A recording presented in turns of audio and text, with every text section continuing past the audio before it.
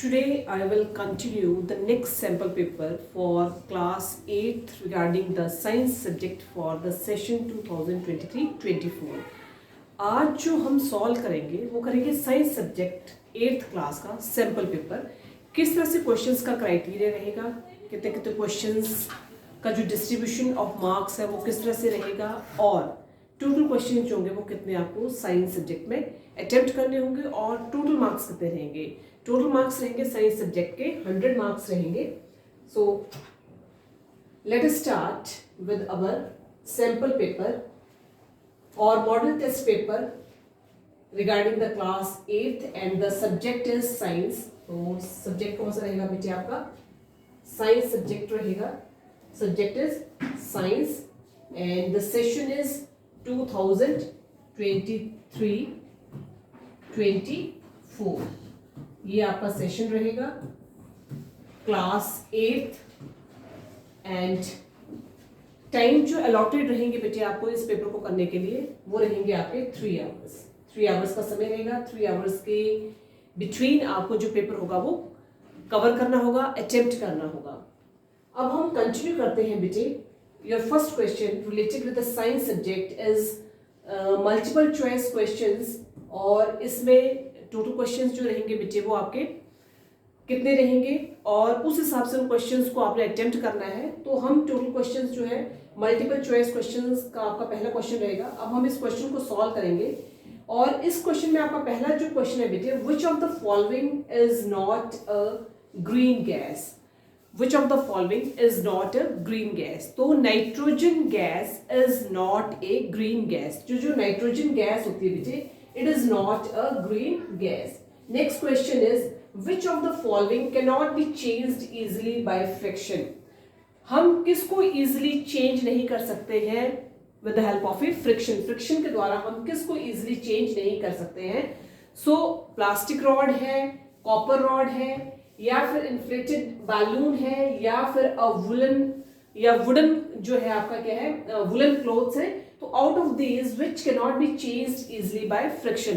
तो copper rod जो है बेटे it is not easily changed by friction. हम कॉपर रॉड को इजीली चेंज नहीं कर सकते हैं by the friction. So here the answer is copper rod. Next is voice of which of the following is likely to have minimum frequency. किसकी voice जो है जिसमें कि मिनिमम फ्रीक्वेंसी होती है? A baby girl, a baby boy, a man और a woman. So out of these a man has likely to have a minimum frequency. जो man होता है इसकी जो है एक मिनिमम जो होती है वो फ्रीक्वेंसी होती है। A man have a minimum frequency. Now our next question is a tadpole develops into adult frog by the process of adult frog जो है वो by which of the following that is to be changed into a frog? A tadpole develops into an adult frog by the process of metamorphosis. Metamorphosis का process एक ऐसा process है जिसमें tadpole जो होता है that is to be developed into a frog. That means by the process of the metamorphosis a tadpole it is easily developed into the frog. So this is your answer. So by the process of metamorphosis a tadpole develops into an adult frog. Next question is the most common carrier of communicable diseases. Communicable diseases। अब communicable diseases जो होते हैं बेटे that can be easily transferred from one person to another person। तो communicable diseases जो है इसमें जो most common carrier जो रहेगा हमारा वो क्या रहेगा? either ant जो है these are the main carrier of the communicable diseases, housefly, dragonfly और spider। तो इसमें जो हमारा most common carrier है communicable diseases का that is the housefly। so housefly is the most common carrier of the communicable diseases. Next is it is dangerous to burn coal in a closed room which has its which not has but which gas? Which gas is produced in above situation due to which of the person sleeping in the room could be killed? I repeat the question again. It is dangerous to burn coal in a closed room and which gas is produced in above situation due to which the person sleeping in the room could be killed. मतलब हम कई बार क्या होता है कि कमरे में कोयला जलाकर जो है वो सो जाते हैं, तो जब कोयले को जलाकर कमरे में सो जाते हैं, जो कि कमरा चारों तरफ से बंद होता है, क्लोज रूम होता है, तो उसमें कौन सी गैस होती है वो प्रोड्यूस होती है इस सिचुएशन में, जब हम कोयले को जलाते हैं एक क्लोज रूम में, एट दैट टाइम कौन सी गैस होती है वो प्रोड्यूस होती है उस सिचुएशन में, जिसकी वजह से जो पर्सन वहां पर सोया होता है that is to be killed, वो आदमी जो है वो खत्म हो जाता है, तो that gas is known as carbon monoxide. तो उस गैस का नाम क्या है बेटी? Carbon monoxide is the gas due to which the person sleeping in the room could be killed. So that gas is known as carbon monoxide. Next is what type of record is kept by a red data book. Red data book में किस तरह का record जो था वो kept है, किस तरह का रिकॉर्ड जो वो स्टोर है, जो एक रेड डाटा बुक है, उस रेड डाटा बुक में which type of the record is to be stored in the red data book. So either the record of the extinct animals is to be kept by the red data book, endangered species or dead animals या red colored animals. So out of these which type of the record is to be kept by the red data book? So the record of the endangered species is to be kept by the red data book. So that species are known as endangered species. Red data book में जो record kept है वो record किस चीज का kept है? That record is to be kept by the red data book, that is the endangered species. Next is which of the following is not a planet of the sun? इनमें से कौन है जो कि सन का प्लेनेट नहीं है? साइरस, मरकरी, सैटर्न या फिर Earth? So Sirius is not a planet of the sun. Cyrus is not a planet of the sun. Next is which part of the cell contains organelles? कौन सा ऐसा part है cell का? Cell is the structural and functional unit of life. तो cell जो है इसमें कौन सा पार्ट जो है सेल का, which part of the cell contain, हाँ, सेल का कौन सा पार्ट है जो कि ऑर्गेनेलिज को कंटेन करता है? सो आपको उस पार्ट का नाम बताना है जो कि पार्ट सेल का ऑर्गेनेलिज को कंटेन करता है, contains the organelles. So cytoplasm is a part of the cell that contains the organelles. Only the cytoplasm is the part that contains the organelles. So here the right answer is cytoplasm. Vacuoles, nucleus और plastid जो होते हैं, these do not directly contains the organelles, but only the cytoplasm, it is a part of the cell that contains the organelles. Your next question is beta,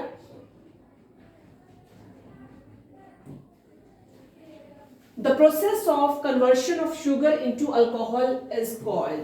ऐसी process जिसमें हम conversion करते हैं sugar की alcohol में. So that type of process is known as the conversion of alcohol or the process of conversion of sugar into alcohol. That process is known as fermentation process. Fermentation का process एक ऐसा process होता है जिसमें हम convert करते हैं sugar को अल्कोहल में. That means the fermentation is the process by which it is converted sugar into alcohol. So that process is known as fermentation. So the process of the conversion of sugar into alcohol, that process is known as fermentation. Next is in which substance the sodium and potassium, sodium, the symbol of sodium is Na and potassium is K. So in which substance the sodium and potassium are stored? कौन से ऐसे substance है जिसमें हम sodium और potassium को क्या करते हैं? केप्ट करते हैं, रखते हैं, so that they would not catch fire. क्योंकि sodium and potassium these are highly reactive metals, ये काफी हाईली रिएक्टिव मेटल्स हैं, तो इस वजह से हमें कौन सा ऐसा सब्सटेंस है जिसमें हम सोडियम और पोटेशियम को रख सकते हैं जिसकी वजह से वो इजिली कैच फायर ना करें?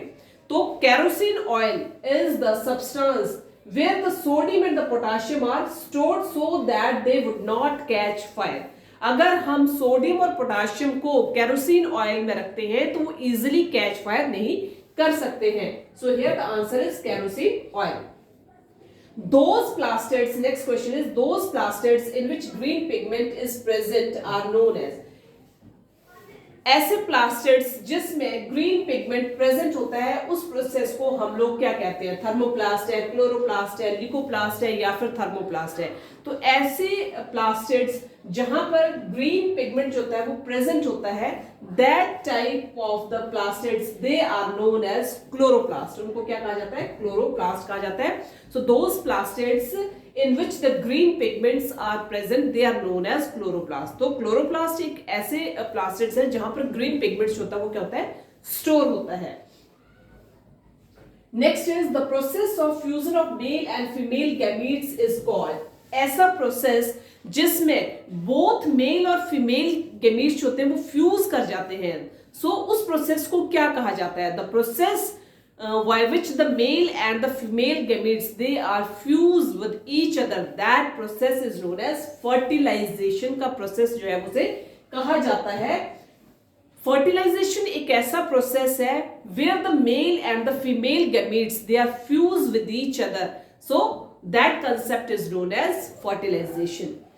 next is acid rain is mainly a mixture of, acid rain किस किस चीज का मिक्सचर है।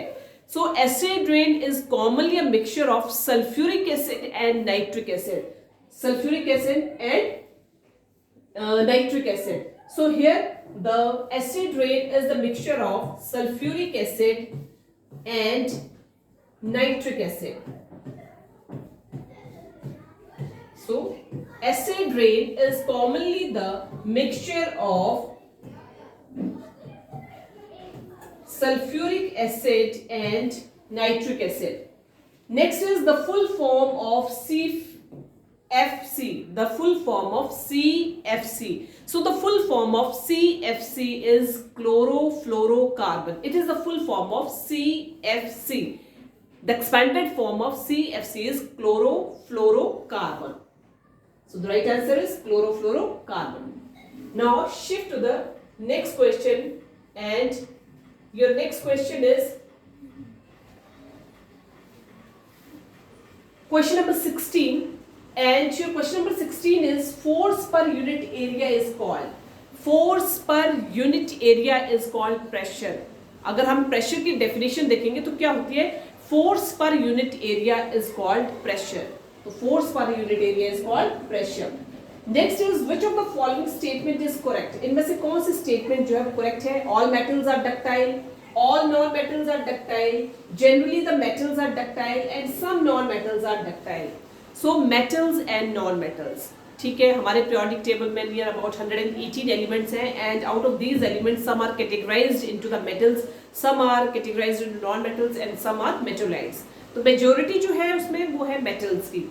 तो मेटल्स के कैरेक्टर्स आपने पढ़े होंगे कि मेटल्स जो होते हैं दे हैव शाइनी सरफेस, और जो नॉन मेटल्स होते हैं they do not have any shiny surface. Metals जो होते हैं वो डक्टाइल होते हैं, नॉन मेटल जो होते हैं वो नॉन डक्टाइल होते हैं। तो इसमें जो स्टेटमेंट है कि all metals are generally ductile, so this statement is correct because जितने भी मेटल्स हैं वो जनरली क्या होते हैं, डक्टाइल होते हैं। So this statement is correct statement that all the metals are ductile metals, और जितने भी नॉन मेटल्स होते हैं they are generally non ductile.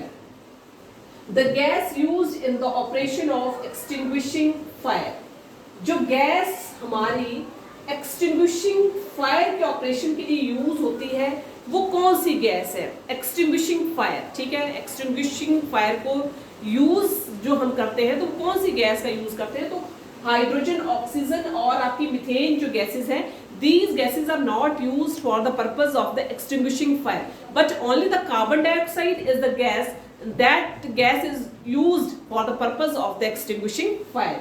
So here carbon dioxide is the right answer because carbon dioxide gas is used for the purpose of the extinguishing fire। Now the next question is question number 19, and your question number 19 is yeast is used in the production of, yeast जो है it is mainly used for the production of either sugar, alcohol या फिर hydrochloric acid, oxygen। So out of these yeast is mainly used for the production of alcohol, because जो alcohol है ये किस के production है, it is the production of the east that is used in the production. East जो है इसको specially किस चीज की प्रोडक्शन के लिए यूज किया जाता है? ईस्ट को स्पेशली यूज किया जाता है अल्कोहल की प्रोडक्शन के लिए, क्योंकि अल्कोहल की प्रोडक्शन तभी होती है जब हम ईस्ट का यूज करते हैं। So here yeast is used in the production of the alcohol. Next question is the number of nuclei present in the zygote are. जो न्यूक्लियाई है that is present in the zygote, तो उस nuclei में जो number of nuclei होंगे zygote में वो कितने होंगे? जाइगोट के अंदर न्यूक्लियस है और उस न्यूक्लियस में कितने न्यूक्लियाई प्रेजेंट होंगे? तो जो न्यूक्लियाई है जाइगोट का, उसमें जो टोटल नंबर ऑफ न्यूक्लियाई होंगे दे आर 1, क्योंकि जाइगोट के अंदर जो न्यूक्लियाई है the number of that zygote in the nuclei is 1। Now our next question is answer the following questions in brief and each question carries 2 marks. इससे पहले जो हमने मल्टीपल चॉइस क्वेश्चन किए वो किए हमने सही ऑप्शंस को टिक करने वाले, तो जिसमें हर एक क्वेश्चन जो था and each question carries 1 marks. The total comes out to be, जितने भी आपके ऑब्जेक्टिव क्वेश्चन आएंगे उस ऑब्जेक्टिव क्वेश्चन से रिलेटेड उतना आपका डिस्ट्रीब्यूशन ऑफ मार्क्स रहेगा। नेक्स्ट क्वेश्चन जो है आपका क्वेश्चन नंबर 2 है। इसमें आपने क्वेश्चंस के आंसर्स देने हैं, पर that answers in a very brief mode. आपको एक ब्रीफ मोड में उनके आंसर्स देने हैं। तो पहला क्वेश्चन क्या है बेटे? Clear transparent water is always fit for drinking. Comment क्या लिखा हो क्वेश्चन आपका? Clear transparent water is always fit for drinking. Comment. हमें कई बार पानी जो होता है वो साफ सुथरा दिखाई देता है, बिल्कुल क्लियर दिखाई देता है, ट्रांसपेरेंट दिखाई देता है, जिसमें हमें कोई इंप्योरिटीज नहीं दिखाई देती है। But after that water is suitable और fit for the drinking purpose और not, that is the question. So comment on that statement. तो ये हम नहीं कह सकते it is not a correct statement, क्योंकि कई बार ट्रांसपेरेंट या साफ पानी भी जो होता है वो साफ नहीं होता है, because at that time that water contains a number of impurities. उसमें नंबर ऑफ इंप्योरिटीज होती है वो प्रेजेंट होती है। So it is not a correct statement. Clear transparent water में appear clear but it is not pure. वो हमें pure दिखाई देता है, क्लियर दिखाई देता है। क्लियर ट्रांसपेरेंट वाटर जो होता है वो हमें क्लियर दिखाई देता है, but that water is not a pure water. अब वो हमें क्यों प्योर वाटर नहीं होता है? Because at that time it contains the dissolved impurities and many micro organisms in them, क्योंकि उस पानी में डिसॉल्व्ड इंप्योरिटीज बहुत ज्यादा होती है, माइक्रो ऑर्गेनिजम्स बहुत ज्यादा होते हैं। तो ये कहते हैं these micro organisms may be the carrier of the diseases, क्योंकि हमें कोई भी बीमारी लगती है तो वो किस चीज से लगती है? By the water. क्योंकि अगर वो वाटर अनफिट होगा फॉर द ड्रिंकिंग पर्पज और उस वाटर को हम पी रहे हैं, आफ्टर दैट उसमें जो माइक्रो ऑर्गेनिजम्स होंगे they are the carrier of many diseases, क्योंकि मैक्सिमम डिजीजेस के जो करियर होते हैं these are the micro organisms. और इसमें हम ये भी कह सकते हैं कि so water fit for the drinking, clean water, transparent, odourless, devoid of germs and dissolved impurities. इन चीजों से अगर दूर हो, उसमें कोई जर्म्स नहीं होने चाहिए, उसमें कोई इंप्योरिटीज नहीं होनी चाहिए, उसमें कोई माइक्रो ऑर्गेनिजम्स नहीं होने चाहिए, और वो ओडोरलेस होना चाहिए। After that water is fit for the drinking purpose. So best way जो है हमारा to get pure water is boiling. तो सबसे बढ़िया तरीका जो है पानी का, best way for the drinking water that is the boiling water. अगर हम पानी को बॉइल कर पिए, so that water is safe for us, everyone, that water is safe for us, because boiling kill the germs and boiled water can be use for the drinking purpose. क्योंकि जो boiled water होता है जब हम boil करते हैं, after that boiled water kill the germs and after that water is suitable और fit for the drinking purpose. तो ये जरूरी नहीं है कि जो हमें क्लीन ट्रांसपेरेंट वाटर, जो ट्रांसपेरेंट वाटर है वो सेफ है फॉर द ड्रिंकिंग पर्पज। क्यों सेफ नहीं है? ये करेक्ट स्टेटमेंट नहीं है। It is not a correct statement because the clean transparent water always contains the impurities and the germs or the microorganisms that are present in the water, and these germs are the carrier of the many diseases, and the safe purpose for the drinking water, that is the boiling water, because the boiling water kills the germs and after that water is suitable for the drinking purpose. तो आप यहाँ note कर सकते हैं इस answer को। तो इस वजह से ये वाटर जो होगा वो सेफ होगा for the drinking purpose. Next question है, in which part of the sky can you find Venus if it is visible as and everything star. ठीक है बेटे, तो इसमें आपको ये देखना है कि in which part of the sky can you find Venus, कौन सा ऐसा पार्ट है जिसमें हम वीनस को क्या कर सकते हैं? If it is visible as an evening star, not everything but as an evening star. Evening. अब रीड करते बेटे दोबारा से क्वेश्चन को, in which part of the sky can you find Venus if it is visible as an evening star. Not everything है, वहां cut कर दिया बेटे, एवरीथिंग नहीं है, बट दैट इज इवनिंग। तो कौन सा पार्ट है हमारा स्काई का जहां पर हम फाइंड कर सकते हैं वीनस को if it is visible as an evening star. So that is the in the best part of the sky. Best part of the sky पर हम फाइंड कर सकते हैं वीनस को, that is visible in the evening star. Next is sometime a cracking sound is heard while talking, not taking but while taking off his sweater during winter. Explain.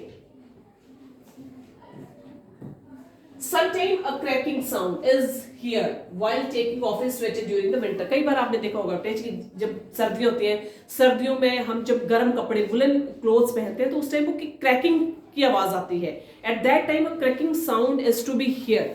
So what is the reason why at that time a cracking sound is heard while taking off his sweater or the woolen clothes during the winter?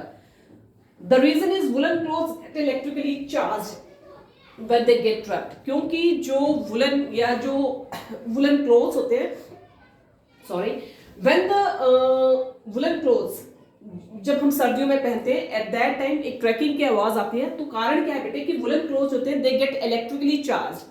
क्यों? जो woollen clothes होते हैं वो electrically charge होते हैं when they get रब, जब उनको रब किया जाता है after that they get electrically charge and due to rubbing attraction और repulsion occurs between their loss particles which result in cracking sound. क्योंकि जो उनकी रबिंग अट्रैक्शन होती है, रिपल्शन होती है, वो अकर करती है between their loss particle which results in the cracking sound. That's why cracking sound is to be heard while taking off his sweater during the winter. So this is the main reason. क्योंकि जो woolen clothes होते हैं वो electrically charged होते हैं जब उनको rub किया जाता है and due to this rubbing attraction or repulsion occur between their loss particles which results in the cracking sound. उसी वजह से वो cracking sound में result कर जाती है। Next है prepare a list of electroplated objects around you. आपको इलेक्ट्रोप्लेटेड ऑब्जेक्ट्स की आपको क्या करनी है, एक लिस्ट तैयार करनी है जो कि आपके इर्द गिर्द है। इलेक्ट्रोप्लेटेड प्लेट्स की आपको क्या करनी है, एक लिस्ट तैयार करनी है and that electroplated objects around you. So electroplated objects number 1 पर कौन सा आपका हैंडल बार ऑफ साइकिल, जो आपका हैंडल बार ऑफ साइकिल है, it is the electroplated object. Second one is wheel RIMS, it is also electroplated object. Artificial ornaments, artificial ornaments are also electroplated objects. Bath taps and kitchen gas burners, all these are the electroplated objects that are around us. Next is what is mensuration? Explain. Mensuration क्या है? Mensuration का जो phase है that is to be normally starts between the age from 10 to 14 years and that is known as menstruation, and when this stops and it stops at the age of 45 to 50 years and that phase is known as menopause phase. So the rhythmic changes in the uterus which occurs about every 28 days throughout the reproductive cycle of the woman except the pregnancy is called the menstruation cycle. अब menstruation cycle क्या होता है कि जो rhythmic changes है specially in the uterus, uterus में जो भी रिदमिक चेंजेस होते हैं, uterus the rhythmic changes in the uterus which occurs about every 28 days, हर एक 28 डेज के बाद ये रिदमिक चेंजेस जो होते हैं they occur in the uterus and throughout the reproductive cycle of the woman except the pregnancy, except the pregnancy, except the pregnancy is called as the menstrual cycle. उसको हम क्या कहेंगे बेटे, menstrual cycle कहेंगे। That cycle is known as the menstrual cycle. अब female sex hormones होते हैं initiate the thickening of the uterus. जो भी आपके फीमेल सेक्स हार्मोन्स होंगे at that time these female sex hormones वो क्या करेंगे बेटे, thickening of the uterine wall for the implantation of the fertilize. क्योंकि जो आपकी थिकनिंग है यूट्रिन वॉल की that is used for the implantation of the fertilized ovum and the purpose of the thickening of the uterine wall, that is only for the purpose of the implantation of the fertilized ovum. And if the ovum is not fertilized, अगर ovum fertilized नहीं करता है, at that time the lining wall is broken. क्योंकि जो main purpose है जो thickening uterine wall का, that is for the purpose of the implantation of the fertilized ovum. But if the ovum is not fertilized, अगर ovum fertilize नहीं कर रहा है, at that time the lining wall is broken down. उस time पर जो lining wall होगी that is to be broken down, the discharge form of the body, and this is called as the menstruation. उसको क्या कहा जाएगा? Menstruation कहा जाएगा. When the ovum is not fertilized and the lining wall is broken down, and at that time the discharge from the body, that process is known as the menstruation. And the period of the menstruation starts from 10 to 14 years and it stops between the age from 45 to 50 years, and that phase is known as menopause phase. Next is, what are the advantages of use CNG and LPG as fuels? ठीक है, क्या क्या advantages है CNG की? ठीक है, compressed natural gas और liquefied petroleum gas की एज अ फ्यूल्स के तौर पर. तो पहले हम एडवांटेजेस लेंगे LPG की. So it is considered to be better fuel because of the following reasons. क्योंकि हम ये कह रहे हैं कि क्या कारण है इनकी जिसकी वजह से हमें ये लग रहा है कि बेटर फ्यूल है. तो it is LPG about out of CNG and LPG. LPG is considered to be a better fuel because of the following reason. अगर हम compressed natural gas या फिर LPG liquefied petroleum gas दोनों में से fuel के तौर पर देखें तो LPG is better fuel as compared to CNG because of the following reasons. अब कौन कौन से वो following reasons हैं? On the behalf of that, we are considering that LPG is a better fuel. पहले ये कि LPG it has a high calorific value. जो LPG है इसका जो calorific value है it is very high and it is about 50 kg. जो उसकी calorific value है वो कितनी है? 50 kg.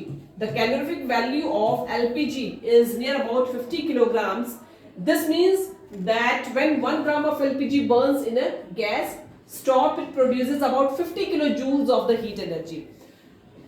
अगर जो लिक्विफाइड पेट्रोलियम गैस है उसका हाई कैलोरीफिक वैल्यू है और उसकी कैलोरीफिक वैल्यू है 50 kg की, तो इसका मतलब क्या हो गया कि जब हम 1 ग्राम LPG को बर्न करेंगे गैस में तो gas stops and it produces about 50 kilo joule of heat energy. और वो कितनी kilo joule heat energy produce करेगा?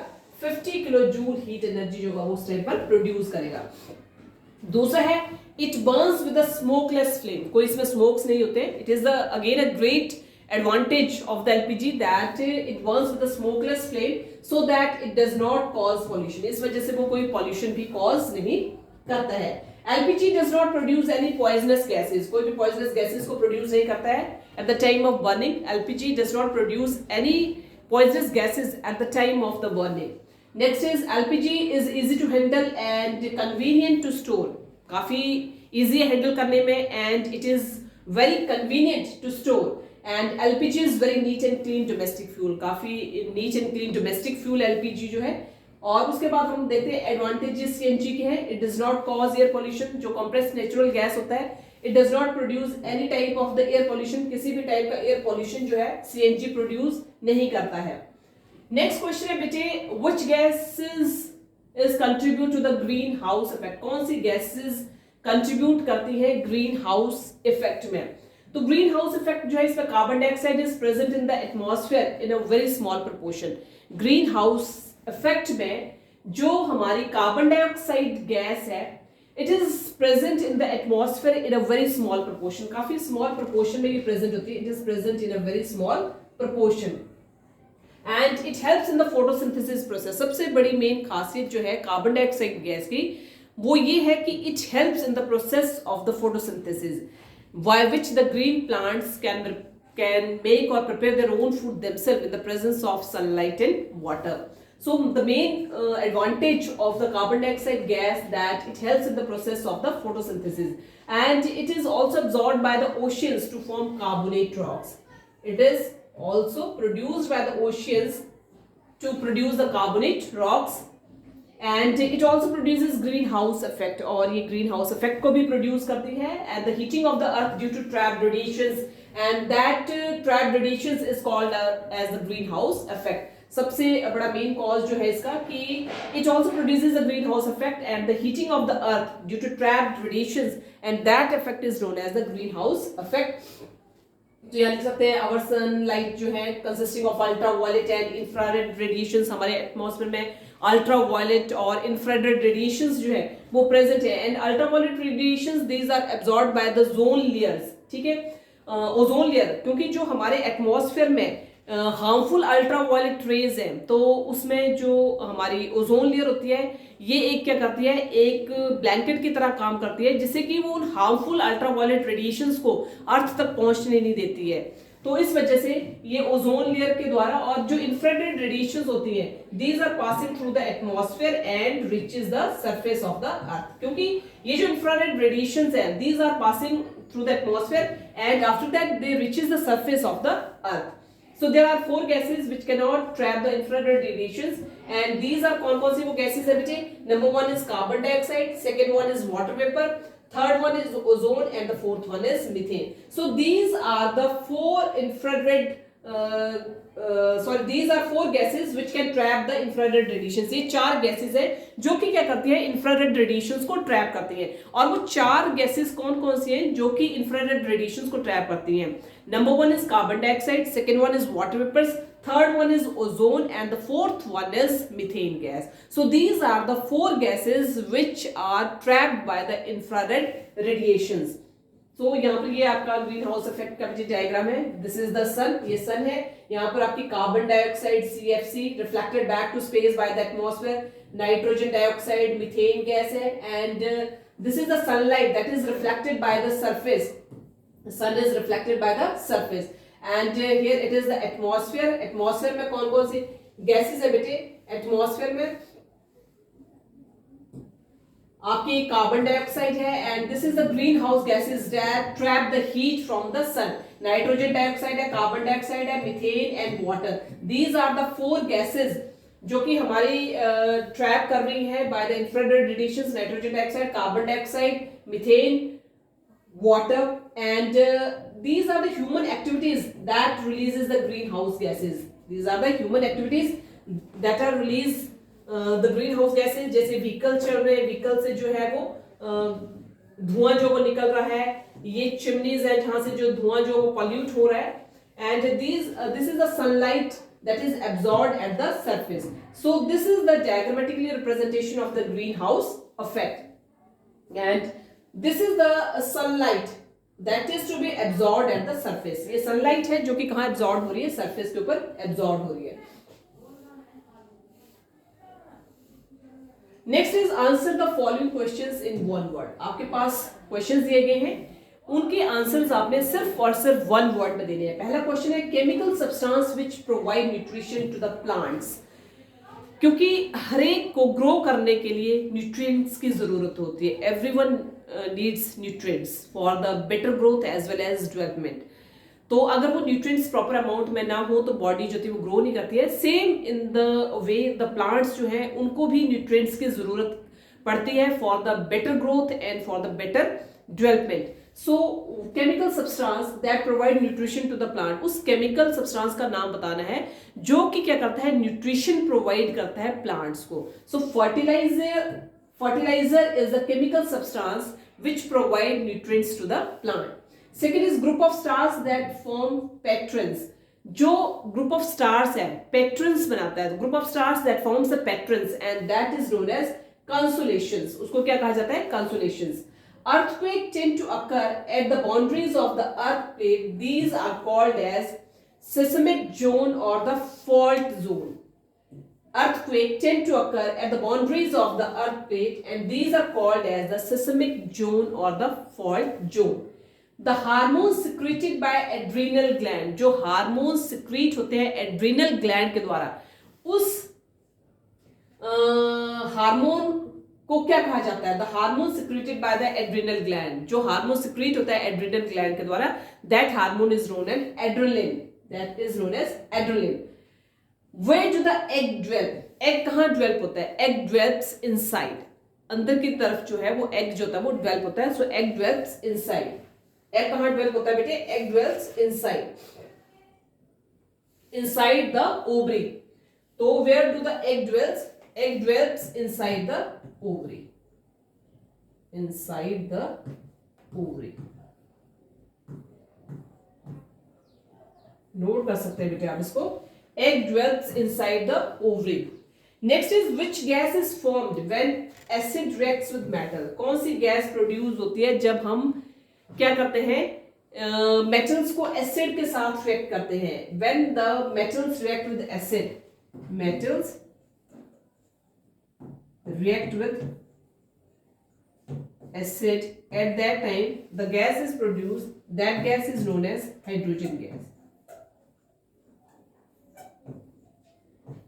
Hydrogen gas. Hydrogen gas. Next is, और भी इसमें क्वेश्चन है बेटे, जैसे आपका कि basic structural unit of the living things. जो बेसिक स्ट्रक्चरल यूनिट है लिविंग थिंग्स की, वो क्या है बेटा? Basic structural unit of the living things. Basic, next question, basic structural unit of living things. जो बेसिक स्ट्रक्चरल यूनिट है बेटे लिविंग थिंग्स की, उस यूनिट का नाम क्या है? Basic structural unit of the living things, वो क्या है? Cell. Cell is the basic structural unit of the living things. Next question है बेटे, species found only in a particular habitat. Species found in a particular habitat and that habitat is known as endemic species. उसको हम क्या कहेंगे? Endemic species. सो यहां पर बेटे आपके ये क्वेश्चंस हो गए. Next question is, answer the following questions. ठीक है, पहला क्वेश्चन है, describe the threat to Taj Mahal. Describe the threat to Taj Mahal. Taj Mahal जो है वो बहुत चमकता है, पर आपको वो थ्रेट जो है वो डिस्क्राइब करना है जो कि ताजमहल के ऊपर है. So Taj Mahal is one of the 7 wonders of the world. ये सभी जानते हैं कि Taj Mahal is one of the 7 wonders of the world. World के 7 वंडर्स में से जो है ताजमहल है. And it is white building that is made up of white marbles. ये व्हाइट कलर की बिल्डिंग है and that white building it is made up of white marbles. And the monument is being threatened by air pollution. और जो उसका monument है, it is to be threatened by the air pollution.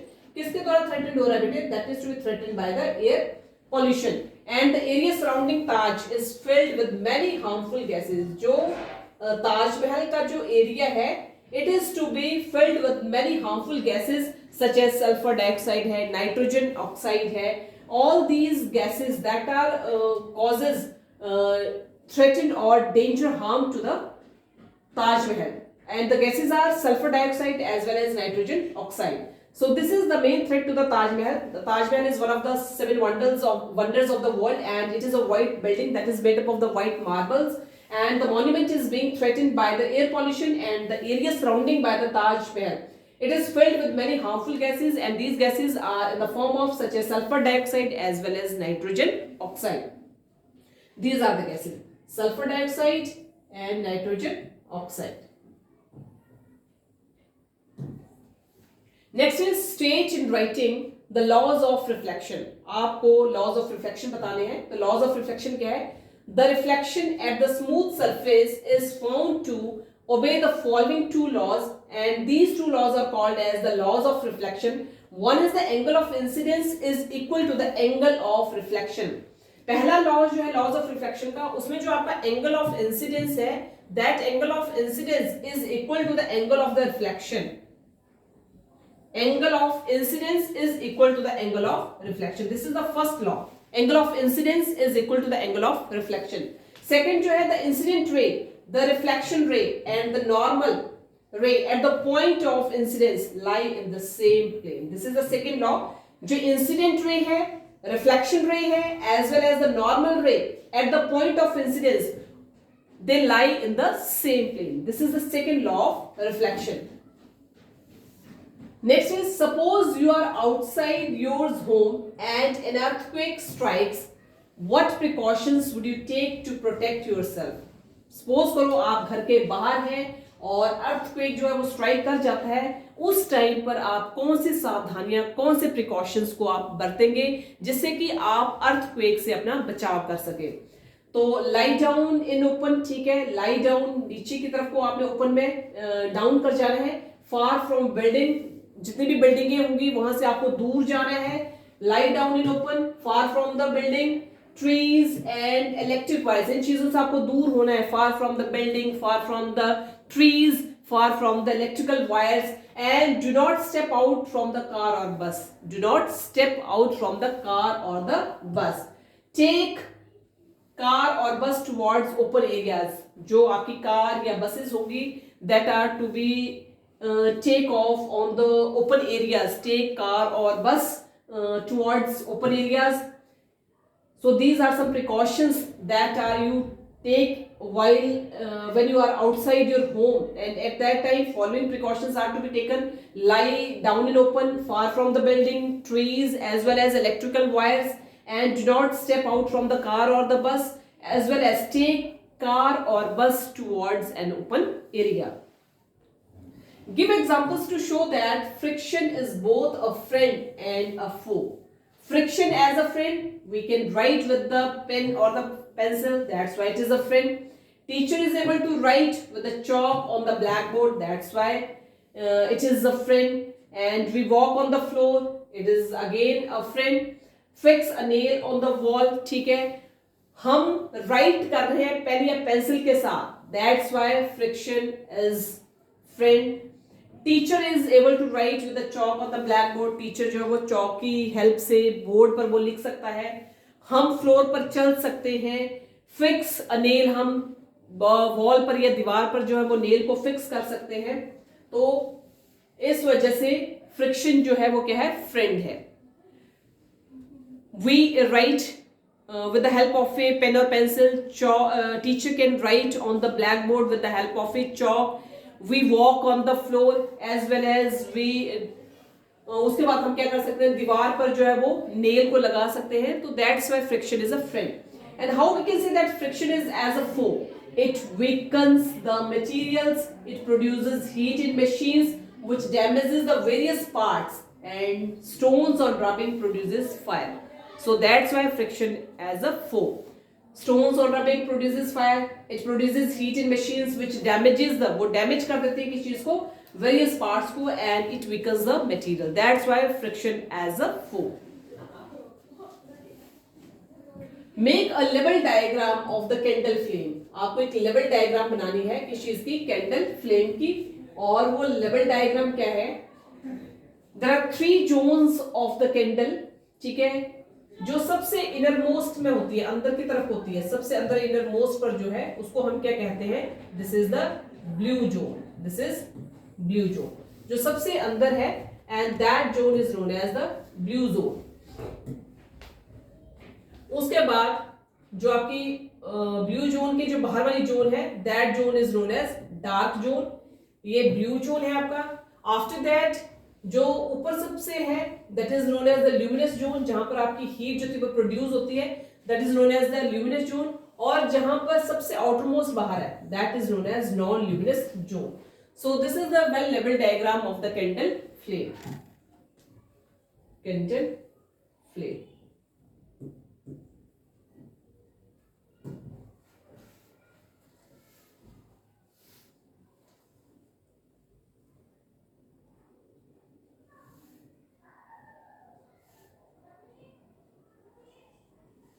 तो इस तरह से बेटे हमने आज 8th क्लास का साइंस सब्जेक्ट का सैम्पल पेपर जो है वो सॉल्व किया है। अब 26 फरवरी से मैक्सिमम बोर्ड क्लासेस के जो है एग्जाम शुरू होने जा रहे हैं, तो समय बहुत कम बचा हुआ है। So best wishes for your final examination. और इसी तरह का पैटर्न जो होगा बेटे आपका फाइनल एग्जाम में साइंस सब्जेक्ट का आएगा, तो इसी पैटर्न के अकॉर्डिंग आप अपनी तैयारी करें, जिससे कि आप अच्छे से अच्छी परसेंटेज जो है वो एग्जाम में स्कोर कर सकें।